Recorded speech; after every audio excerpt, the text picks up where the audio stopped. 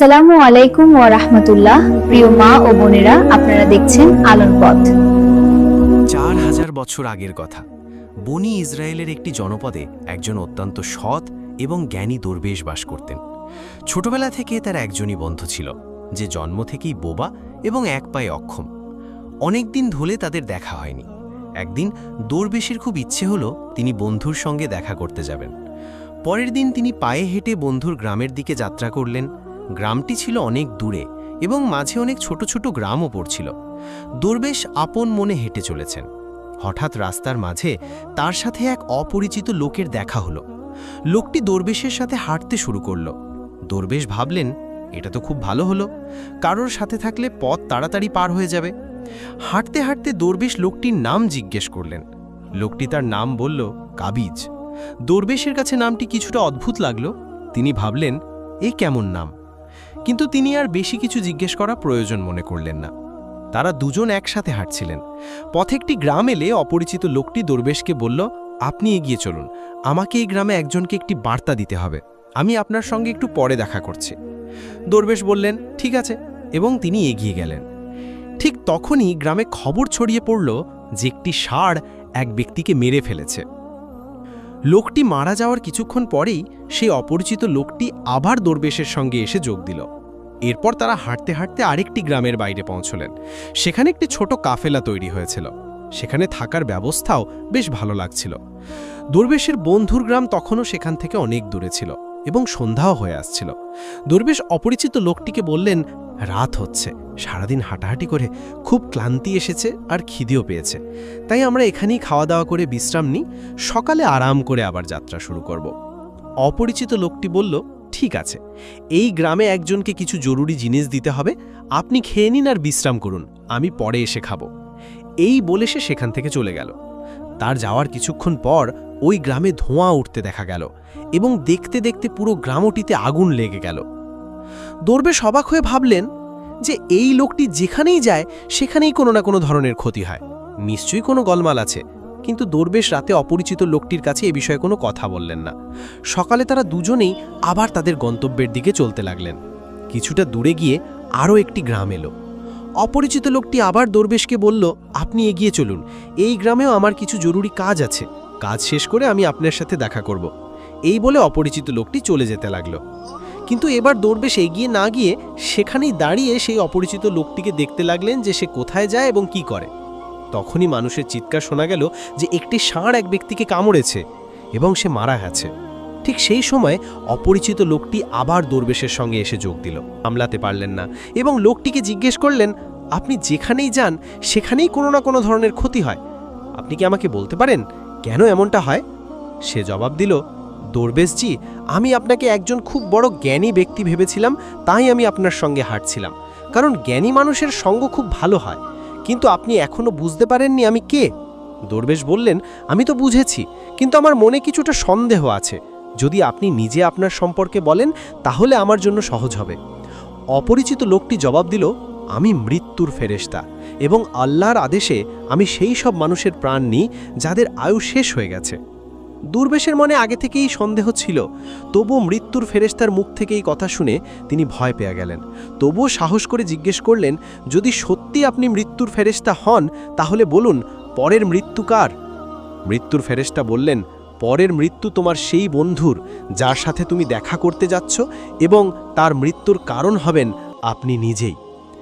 এই কথা শুনে দরবেশ ভয় পেয়ে গেলেন এবং চিন্তায় পড়ে গেলেন যে যদি ইনি সত্যি মৃত্যুর ফেরেশতা হন তাহলে তার কথাও সত্যি হবে, আর তার কারণে তার ছোটবেলার সবচেয়ে কাছের বন্ধুর মৃত্যু হবে। তাই এর চেয়ে ভালো হবে যে তিনি তার বন্ধুর সঙ্গে দেখা করতে না যান, অন্ততপক্ষে তিনি তার মৃত্যুর কারণ হবেন না। মৃত্যুর ফেরেশতা বললেন, আপনি যা ভাবছেন আমি জানি, কিন্তু আপনার বন্ধুর সঙ্গে দেখা না করলে ভাগ্য বদলাবে না। আপনার বন্ধুর মৃত্যু নিশ্চিত এবং তা আগামী কয়েক মুহূর্তের মধ্যেই হবে। মৃত্যুর ফেরেশতার এমন কথা শুনে দরবেশ হতবাক হয়ে গেলেন যে মৃত্যুর ফেরেশতা তার মনের কথাও জেনে গেছেন, যেটা একজন সাধারণ মানুষের পক্ষে সম্ভব নয়। এখন দরবেশের বিশ্বাস হয়ে গেল যে ইনি সত্যিই মৃত্যুর ফেরেশতা। তাই তিনি তার বন্ধুর মৃত্যুর কারণ না হওয়ার জন্য তখনই নিজের গ্রামের দিকে ফিরে যেতে শুরু করলেন। কিন্তু যেই তিনি ঘুরলেন, দেখলেন তার বন্ধু দ্রুত তার দিকেই আসছে। বন্ধুকে দেখে তিনি খুব খুশি দেখাচ্ছিলেন। তার বন্ধুর আসার গতি দেখে দরবেশের মনে হলো যেন সে অনেকক্ষণ ধরেই তার পিছুই আসছিল।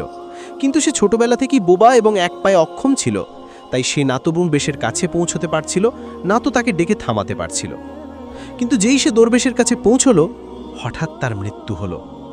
দরবেশ অবাক হয়ে মৃত্যুর ফেরেশতার দিকে পাকালেন, যেন তিনি জিজ্ঞেস করতে চাইছেন, আসল কি হলো? মৃত্যুর ফেরেশতা দরবেশের মনের কথা বুঝতে পারলেন এবং বললেন, তোমার বন্ধু গত গ্রাম থেকেই তোমার পেছনে আসছিল, কিন্তু সে অক্ষম এবং বোবা হওয়ার কারণে তোমার কাছে পৌঁছতে পারছিল না। সে তার সমস্ত শক্তি দিয়ে তোমার কাছে পৌঁছানোর চেষ্টা করেছিল, কিন্তু বার্ধক্যে তার যৌবনের মতো শক্তি ছিল না, তাই হার্ট অ্যাটাক হয়ে তোমার বন্ধুরও মৃত্যু হয়েছে, কারণ সে তোমার সাথে দেখা করার জন্য নিজের সীমা ছাড়িয়ে তোমার পেছনে দৌড়াচ্ছিল, তাই তুমিই তার মৃত্যুর কারণ হলে। দরবেশের এখন বিশ্বাস হয়ে গিয়েছিল যে ইনি সত্যিই মৃত্যুর ফেরেশতা এবং তার কাজ হলো প্রাণীদের প্রাণ নেওয়া। দরবেশ একজন জ্ঞানী মানুষ ছিলেন, তাই তিনি এটাও জানতেন যে মৃত্যুর ওপর কারোর নিয়ন্ত্রণ নেই। প্রতিটি প্রাণীকে একদিন না একদিন মরতেই হবে, এই ভেবে তিনি নিজেকে সামলে নিলেন। কিন্তু হঠাৎ দরবেশের মনে নিজের মৃত্যু সম্পর্কে জানার ইচ্ছা জাগল। তিনি মৃত্যুর ফেরেশতাকে বললেন, যখন আমার বন্ধুর মৃত্যু হবার ছিল তখন আপনি শুরু থেকেই আমার সঙ্গে কেন হাঁটছিলেন? মৃত্যুর ফেরেশতা জবাব দিলেন, আমি তো সবার সঙ্গে হাঁটি এবং সব সময় হাঁটি, কিন্তু মানুষ আমাকে চিনতে পারে না, কারণ মানুষের কাছে তাদের নিজের সমস্যা ছাড়া অন্য কোনো ব্যক্তি, জিনিস বা ঘটনা সম্পর্কে ভাবার বা তাকে দেখার এবং বোঝার সময় থাকে না।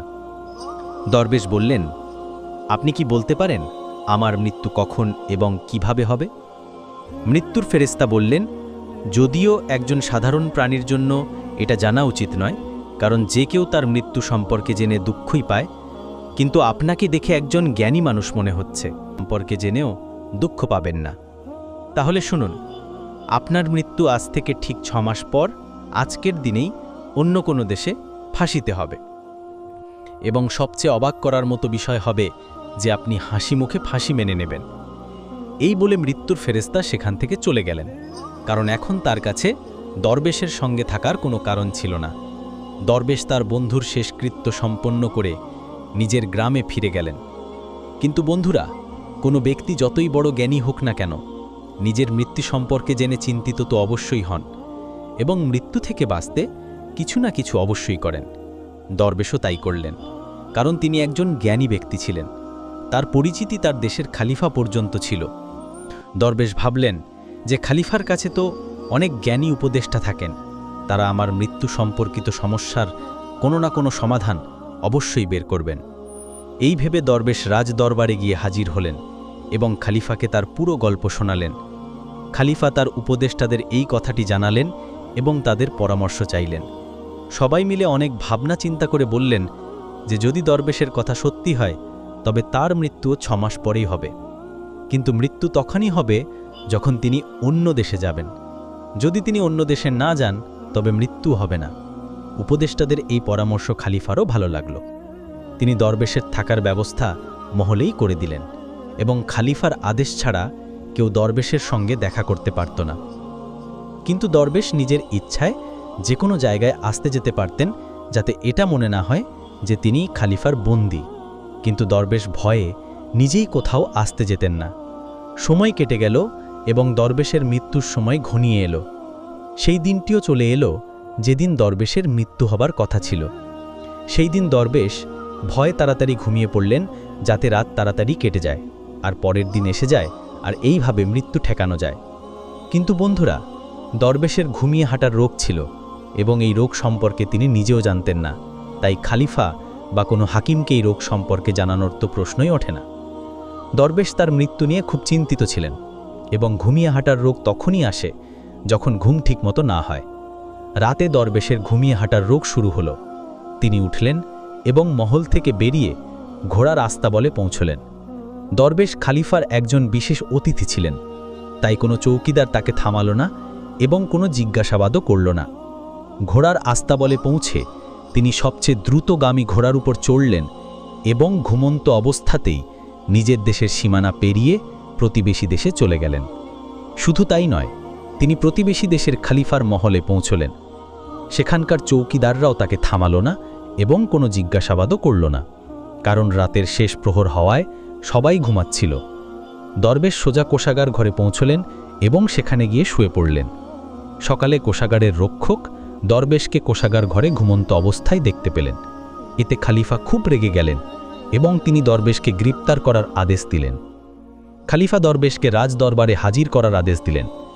যখন দরবেশকে দরবারে আনা হলো, খালিফা তাকে দেখেই রাগে ফাঁসি সাজা শুনিয়ে দিলেন এবং বলতে লাগলেন যে যদি তুমি চুরি করতে সফল হতে তাহলে আমাদের ছোট রাজ্যের মানুষরা না খেয়ে মারা যেত, তাই হাত কাটার পরিবর্তে ফাঁসির সাজা দেওয়া হচ্ছে, যাতে ভবিষ্যতে কেউ এমন কাজ করার আগে হাজারবার ভাবে। ফাঁসির সাজা শুনে দরবেশ কেঁপে উঠলেন। তবুও কিছুটা সাহস করে তিনি খালিফাকে বললেন, জনাবে আলী, আমি জানি না যে আমি কিভাবে আপনার মহলে পৌঁছলাম, আমি এটাও জানি না যে আমি কিভাবে আপনার কোষাগার ঘরে এলাম। আমি কোনো চোর নই, কোনো চৌকিদার আমাকে কেন থামালো না, কিন্তু আমি এতটুকু জানি যে আজ আমার মৃত্যু হওয়ার কথা ছিল এবং এখন হচ্ছে। খালিফার কাছে এই কথাটি কিছুটা অদ্ভুত লাগল। তিনি জিজ্ঞাসা করলেন, তুমি কিভাবে জানলে যে আজ তোমার মৃত্যু হবার কথা ছিল? তুমি কি বলতে চাইছ? দরবেশ গত 6 মাসের পুরো গল্প শোনালেন এবং বললেন যে হুজুর, আমার বা কোনো সাধারণ মানুষের এত সাহস নেই যে সে খালিফার দরবারে এবং খালিফার উপস্থিতিতে চুরি করতে পারে। খালিফার কাছে দরবেশের কথায় কিছুটা সত্যতা দেখা গেল, কিন্তু তিনি ভাবলেন যে হয়তো এটা তিনি নিজের মৃত্যু থেকে বাঁচতে মৃত্যুর ফেরেশতা এবং নিজের মৃত্যুর ভবিষ্যৎবাণীর অজুহাত দেখাচ্ছেন। খালিফা বললেন যে যদি তোমার এই কথা সত্যি হয় এবং আজ তোমার মৃত্যুর দিন হয় যেমনটা মৃত্যুর ফেরেশতা বলেছিল, তাহলে আমি তোমার মৃত্যুর কারণ হব না। কিন্তু যদি এই কথা মিথ্যে হয় তাহলে আজ অবশ্যই তোমার মৃত্যুর দিন হবে। তিনি তখনই সিপাহীদের হাতে একটি চিঠি প্রতিবেশী দেশের খালিফার কাছে পাঠালেন এবং দরবেশের কথার সত্যতার প্রমাণ চাইলেন। সন্ধে পর্যন্ত সিপাহীরা ফিরে এলো এবং জানালো যে দরবেশ যা বলছেন তা সম্পূর্ণ সত্যি। প্রতিবেশী দেশের খালিফা দরবেশের থাকার সম্পূর্ণ ব্যবস্থা তার মহলেই করেছিলেন। গত 6 মাস ধরে দরবেশ তার অতিথি ছিলেন। গতকাল খালিফা শেষবারের মতো দরবেশের সঙ্গে আরামের ঘরে দেখা করেছিলেন এবং এরপরে তিনি এই দেশে কিভাবে পৌঁছলেন তার কোনো খবর নেই। তাই এই দেশের খলিফার মতে দরবেশকে ফাঁসি দেওয়া উচিত নয়। এখন খলিফার সামনে একটি নতুন সমস্যা সৃষ্টি হলো। তিনি কোনো তদন্ত ছাড়াই দরবেশকে ফাঁসির সাজা শুনিয়ে দিয়েছিলেন। যদি দরবেশকে ফাঁসি না দেওয়া হয় তাহলে খলিফার কথার অপমান হয়, এবং যদি সাজা কার্যকর করা হয় তাহলে দরবেশের নির্দোষ মৃত্যু হবে। খলিফা তার উপদেষ্টাদের কাছে এই বিষয়ে পরামর্শ চাইলেন। উপদেষ্টারা বললেন, হুজুর, দরবেশকে কাঁচা সুতো দিয়ে ফাঁসি দিন। এইভাবে আপনার দেওয়া আদেশের সম্মানও রক্ষা হবে এবং কাঁচা সুতো দরবেশকে ফাঁসি দেবে না, তার জীবন বেঁচে যাবে। খলিফার এই পরামর্শটি ভালো লাগল। তিনি আদেশ দিলেন যে দরবেশের জন্য কাঁচা সুতোর ফাঁস তৈরি করা হোক। দরবেশকে ফাঁসি দেওয়ার প্রস্তুতি শুরু হলো। সবাই খুশি হয়ে দেখছিলেন যে না তো দরবেশ মরবেন আর না তো খলিফার প্রতিশ্রুতি মিথ্যা হবে। দরবেশেরও বিশ্বাস ছিল যে কাঁচা সুতোয় তার মৃত্যু হতে পারে না, তাই তিনি হাসি মুখে ফাঁসির মঞ্চে চড়তে রাজি ছিলেন, যেমনটা মৃত্যুর ফেরেশতা বলেছিলেন। কিন্তু যেই দরবেশকে ফাঁসি দেওয়া হলো, কাঁচা সুতোটি ছিঁড়ে গেল।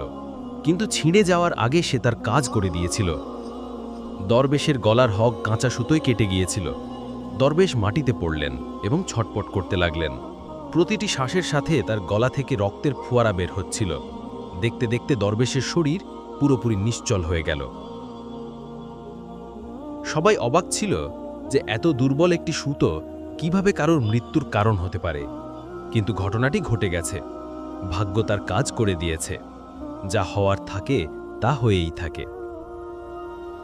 বন্ধুরা, এই গল্প থেকে আমরা এই শিক্ষা পাই যে আমরা যতই সতর্কতা অবলম্বন করি না কেন, যতই চেষ্টা করি না কেন, আমরা কখনো কোনো অবস্থাতেই ভাগ্যের লেখাকে মুছে দিতে পারি না।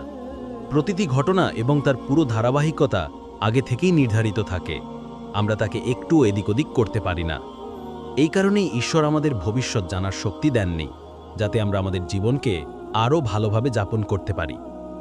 এই কথাটি দরবেশের ক্ষেত্রেও সত্যি হয়। যদি দরবেশ মৃত্যুর ফেরেশতার কাছে নিজের মৃত্যুর সম্পর্কে না জিজ্ঞেস করতেন, তাহলে তিনি 6 মাস পর্যন্ত খলিফার মহলে ভয়ে ভয়ে বাঁচার পরিবর্তে আরও ভালোভাবে জীবন কাটাতে পারতেন। শুধুমাত্র একটি জিনিস ভাগ্যকে বদলানোর শক্তি রাখে, আর তা হলো দোয়া। বলা হয় যে দোয়া যদি আন্তরিকতা এবং সত্যিকারের মন থেকে চাওয়া হয় তবে ঈশ্বর ভাগ্যকেও বদলাতে পারেন। তাই আমাদের উচিত আল্লাহর কাছে সবসময় ভালো ভাগ্য এবং ভালো ভবিষ্যতের জন্য দোয়া করা। এই গল্পটি অনেক পুরনো এবং আমরা এটিকে আমাদের নিজের ভাষায় অনুবাদ করেছি। এই গল্পটি সেই সময়ের যখন মানুষ মৃত্যুর ফেরেশতাকে দেখতে পারত। এখন এই গল্পের মধ্যে কতটা সত্যতা আছে তা শুধু ঈশ্বরই জানেন। আপনার এই গল্পটি কেমন লাগলো এ সম্পর্কে আপনার মূল্যবান মতামত কমেন্ট বক্সে অবশ্যই জানাবেন। যদি গল্পটি ভালো লেগে থাকে তাহলে চ্যানেলটি অবশ্যই সাবস্ক্রাইব করবেন, ভিডিওটি লাইক করবেন এবং শেয়ার করবেন। দেখা হবে আরেকটি নতুন এবং দারুণ ভিডিওর সাথে। ততক্ষণ পর্যন্ত খোদা হাফেজ।